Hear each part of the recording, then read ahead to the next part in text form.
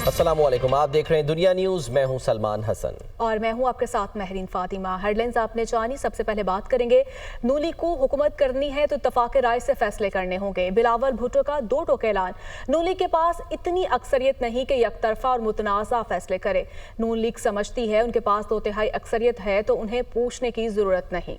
Media से गुफ्तगू करते हुए चेयरमैन पीपल्स पार्टी बिलावल भुट्टो जरदारी का कहना था कि हमने हुकूमत साजी में वज़ीर आज़म के लिए इन्हें वोट दिया। नहरें निकालने का फैसला भी कालाबाग डैम की तरह यकतरफा है जो नाकाम होगा। अगर आपने कामयाबी से किसी चीज़ को हासिल भी करना है तो इत्तफाक राय से मिल बैठ के बातचीत करके अगर कोई मंसूबा बनाया जाएगा तो वो कामयाब होगा। जो पार्लियामान में उनके स्ट्रेंथ है वो ऐसा नहीं है जैसे 90 की दहाई में जब उनके पास 2 तिहाई अक्सरियत था या किसी और वक्त में। ऐसे ही एक तरफा फैसला जो कि मुतनाज़ा हो, उनका ख्याल में शायद उनके पास 2 तिहाई अक्सरियत है। एक ज़माने में किसी ने सोचा था कि वो कालाबाग डैम बनाएगा। आप मुझे बताएं वो डैम कहाँ है? उस ज़मानों में वो एक तरफा फैसला को हमने ही नाकाम करवाया। कभी वो कहते हैं कि हमारा तार कट जाता है, कभी वो कहते हैं कि कोई टेस्टिंग हो रहा है। अब आप मुझे बताएं कि पाकिस्तान के इंटरनेट केबल्स में ऐसे क्या है कि जो हमारे समंदर के मछलियां हैं वो सिर्फ पाकिस्तान के इंटरनेट केबल्स खाते रहते हैं। पहले ये हजम नहीं हुआ कि पाकिस्तान को एटॉमिक वेपन क्यों मिला। ये मुझे आपको बताने की ज़रूरत नहीं है, ये तारीख का हिस्सा है और उसकी सज़ा भी गरी खुदा बख्श में दफन हुए शहीदों ने बर्दाश्त किया है। उसके बाद ये हजम नहीं हुआ कि पाकिस्तान को एटॉमिक वेपन तो मिला मगर उस के लिए जो बंदूक था वो आपकी मिसाइल टेक्नोलॉजी प्रोग्राम। वफाकी वज़ीर दिफा ख्वाजा आसिफ कहते हैं कि सबने एक बात का इरादा किया कि मुज़ाकरात होने चाहिए। पीडीएम हुकूमत में भी हम मुज़ाकरात का कहते थे, हम पावर में आए तब भी कहा मुज़ाकरात होने चाहिए। लाहौर में तकरीब से खिताब करते हुए उन्होंने मजीद कहा कि गुज़श्ता 15 रोज़ में ऐसा क्या हो गया कि पीटीआई मुज़ाकरात पर आमादा हो गई। हमने एक बात का जो इरादा किया कि मुज़ाकरात होने चाहिए, एक नेशनल डायलॉग होना चाहिए। पीडीएम की हुकूमत थी, उसमें बारहा तकरार के साथ जो है हम ये कहते रहे कि मुज़ाकरात होने चाहिए। अब पिछले 15 दिनों में क्या चीज़ ऐसी आई है कि पीटीआई मुज़ाकरात पे जो है वो राजी हो गई है। और हमारे साथ एक शख्स बता दें जिसके साथ उसने वफा की है। या सादिक साहब से इनके पीटीआई के साथ बड़े खुसूसी तल्लुकात हैं। अल्लाह ताला आपको खुश रखे। अल्लाह ताला मुज़ाकरात की जो कोशिश कर रहे हैं उनकी कोशिशों में बरकत डाले। सिर्फ आखिर में ये बच के रहियो वैसे। और ये पहला सियासतदान है जो अमेरिका के तरले कर रहा है। ये पहले कहता था कि ये गुलामी ना मंजूर, उन गुलामी 100 बारी मंजूर। हमारा कोई काम नहीं था अफगानिस्तान की जंग में जाना। इस शख्स ने 40,000 बंदा जो है वापस आया वहां से, इसने बसाया इमरान खान ने। सेनेटर शिबली फराज का कहना है कि हर मसले का हल मुज़ाकरात में है। मुज़ाकरात में बानी पीटीआई अपने लिए कोई रिलीफ नहीं ढूंढ रहे। बानी पीटीआई उसूली मौक़िफ़ और आवाम के लिए जेल में है। बानी पीटीआई 500 दिन से ज़ायद हो गए अपनी जंग लड़ रहे हैं। मुज़ाकरात की कामयाबी और नाकामी की ज़िम्मेदार हुकूमत होगी। हर मसले का हल आखिर में मुज़ाकरात पर होता है। ये कोई ऐसी नेगोशिएशन हो रही है जिसमें कि बानी चेयरमैन इमरान खान वो अपने लिए कोई गुंजाइश ढूंढ रहे हैं। वो पाकिस्तान के अवाम के लिए जेल के अंदर हैं और उन्होंने जो एक उसूली मौक़िफ़ अपनाया हुआ है वो उस पर वो कायम है। 500 दिन से ज़्यादा का टाइम गुजर गया है, अपनी जंग वो लड़ रहे हैं। जो मुज़ाकरात की कामयाबी और नाकामी इसकी ज़िम्मेदार कौन होगी?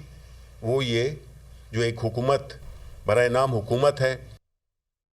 वफाकी वज़ीर इत्तलात अतातार कहते हैं मुल्क में सियासी इस्तेहकाम के लिए पीटीआई से मुज़ाकरात करना चाहते हैं। नेक नियति से मुज़ाकरात चल रहे हैं। मसाइल के हल के लिए सियासी बैठक ज़रूरी है। मुज़ाकरात का मकसद ये नहीं कि 9 मई पर बात ना की जाए। सियासी इस्तेहकाम कैसे आ सकता है, तो उस हवाले से बड़ी नेक नीति से मुज़ाकरात चल रहे हैं। तो इन मुज़ाकरात का मकसद सियासी इस्तेहकाम है। और देखिए तहरीक इंसाफ ने 26वीं आईनी तकनीम में भी अपना किरदार अदा किया। मौलाना फजल इमाम साहब के साथ उनके मुज़ाकरात हुए और वो इस मामले को आगे लेके चले और उनके कहने पर बहुत सारी शिकें निकाली भी गई। मगर ये अपनी जगह पे یہ نہیں ہو سکتا کہ اس کی آڑ میں 9 مئی جیسے واقعات کو ہم فراموش کر دیں، بھلا دیں یا اس پہ کوئی کمپرومائز کر لیں۔ میں سمجھتا ہوں کہ تمام جو ملزمان ہیں 9 مئی کے وہ کیفر کردار تک انشاءاللہ تعالیٰ پہنچے۔ جو ملک دشمنی ہوئی ہے اگر اس پہ کوئی معافی ہو جائے یا اس ملک دشمنی کو بلا دیا جائے تو پھر ایک شخص جو کوئی بھی جرم کرتا ہے تو کیا پاکستان کی تمام جیلوں کے دروازے کھول دیے جائیں؟ یہ قتل مقصد نہیں ہے، جو جرائم میں اپنی جگہ موجود ہیں مگر استحکام کے لیے، معیشت کے لیے، سیاسی استحکام کے لیے آگے بڑھ، اور مقصد یہی ہے کہ سیاسی استحکام حاصل کیا جائے۔ اب جو معیشت ترقی کر رہی ہے، اب تو بانی چیئرمین پی ٹی آئی نے کہہ دیا کہ معیشت ترقی کر رہی ہے، ڈیفالٹ سے ہٹ کے ہم ترقی کی طرف جا رہے ہیں۔ وزیراعظم کی مشیر رانا ثناء اللہ نے کہا ہے کہ حکومت خلوص نیت سے مذاکرات کی کامیابی چاہتی ہے۔ مذاکرات کرنے والوں میں نواز شریف، آصف زرداری اور بانی پی ٹی آئی کا نام بھی ہونا چاہیے۔ جب تک سارے سیاستدان سر جوڑ کر نہیں بیٹھیں گے، ملک کو بحرانوں سے نہیں نکالا جا سکتا۔ اس سے پہلے غلطیوں کو تسلیم کرانا ہوگا۔ ہمیں جو ہے وہ سیاستدانوں کو اکٹھے ہونا چاہیے، بیٹھ کے بات کرنی چاہیے۔ یہ بڑا ضروری ہے کہ اس سے پہلے جو غلطی کوتاہی ہوئی ہو بیٹھنے والوں سے، اس کو جو ہے وہ تسلیم کیا جائے۔ اس میں کوئی شک نہیں کہ بحران ہر ملک میں ہوتے ہیں، پاکستان میں بھی ہیں۔ یہ عدم برداشت کا وہ رویہ ہے جو ہمیں یہاں تک لے آنے میں ایک بنیادی کردار ہے۔ اگر یہ کہا جا رہا ہے کہ جی ہمارے خلاف بڑے غلط مقدمات قائم ہو گئے، بڑے جھوٹے مقدمات جو ہے وہ قائم ہوئے ہیں، ابھی کل کی بات ہے، آپ نے اس طرح کے بے شمار مقدمے جو ہے وہ قائم کیے تھے۔ کمیٹی کے جو رکن ہیں وہ آپ ایسے ہی سمجھیں کہ وہ سارے جو ہیں وہ اداکار ہیں، جو پروڈیوسر ہدایت کار ہے وہ خواجہ سعد رفیق صاحب ہیں۔ ہم پورے خلوص سے جو ہے وہ اس کو کامیاب کرنا چاہتے ہیں۔ مسلم لیگ نون کے رہنما خواجہ سعد رفیق نے کہا، ملک ریموٹ کنٹرول جمہوریت سے نہیں چل سکتا۔ جو آتا تھا کہتا تھا کہ میری مرضی سے چلے گا۔ ہم نے سارے دور دیکھ لیے، سب کو دیکھ لیا، کسی کا پردہ باقی نہیں۔ آج جہاں کھڑے ہیں اس کے ذمہ دار بانی پی ٹی آئی اور ثاقب نثار ہیں۔ کہ پاکستان ریموٹ کنٹرول ڈیموکریسی سے نہیں چل سکتا۔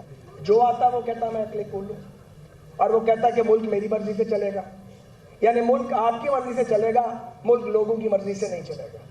ہم نے سارے دور دیکھ لیے، اب کوئی پردہ تو باقی رہا نہیں ہے کہ آج جہاں ہم کھڑے ہیں اس میں عمران خان صاحب، ثاقب نثار صاحب، جنہوں نے میثاق جمہوریت کو الٹا کے رکھ دیا اور ملک کی سمت بدل ڈالی۔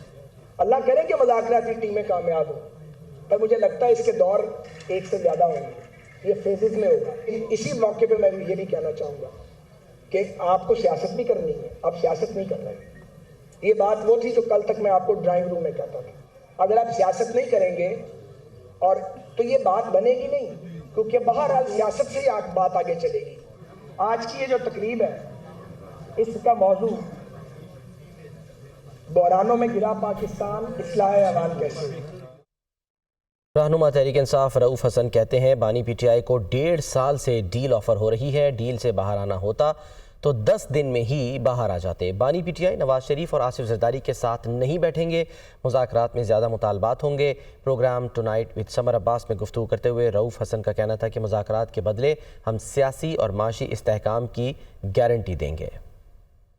اگر باہر آنا چاہتے تو وہ 1.5 سال تک جو ہے وہ قید میں نہ رہتے، اور پہلے دن وہ 10 دن 12 دن میں 15 دن میں باہر آ جاتے، کیونکہ ڈیل موجود تھی اور ڈیل موجود رہی ہے۔ بارصورت وہ یہی تھا کہ جی وہ باہر آ سکتے ہیں۔ امپورٹنٹ چیز یہ ہے کہ خان صاحب کسی ڈیل کے تحت باہر آنے کے لیے تیار نہیں ہے۔ میری انفارمیشن جو ہے، خان صاحب نے جو بتایا ہے کہ اس چوری کی حکومت کو، چوری کے مینڈیٹ کی حکومت کو نہ تسلیم کیا ہے، نہ تسلیم کریں گے۔ پی ٹی آئی کیا دے سکتے ہیں؟ پی ٹی آئی یہ سب کچھ دے سکتے ہیں۔ P T I political stability دے سکتی ہے، P T I economic stability دے سکتی ہے۔ اس میں رانا ثناء اللہ صاحب تو یہ کہتے ہیں کہ عمران خان صاحب ہو گئے، میاں نواز شریف صاحب ہو گئے، آصف علی زرداری صاحب ہو گئے، یہ بیٹھے تو بیٹھ کے مسائل کا حل نکال سکتے ہیں، تو کیا خان صاحب तैयार है कि वो भी अगर उन्हें बैठना पड़े तो वो बैठेंगे इन कायदीन के साथ? मेरा नहीं ख्याल जी कि इन कायदीन के साथ बैठा जाएगा। जो हम मुज़ाकरात कर रहे हैं इस वक्त हमारा टोटल फोकस इन मुज़ाकरात के ऊपर है। मुज़ाकरात से क्या निकलेगा उसके बाद हम अगला जो फैसला है वो करेंगे, अगले जो हमारे जो स्टेप्स होंगे जो लेने होंगे उसके बारे में बात करेंगे।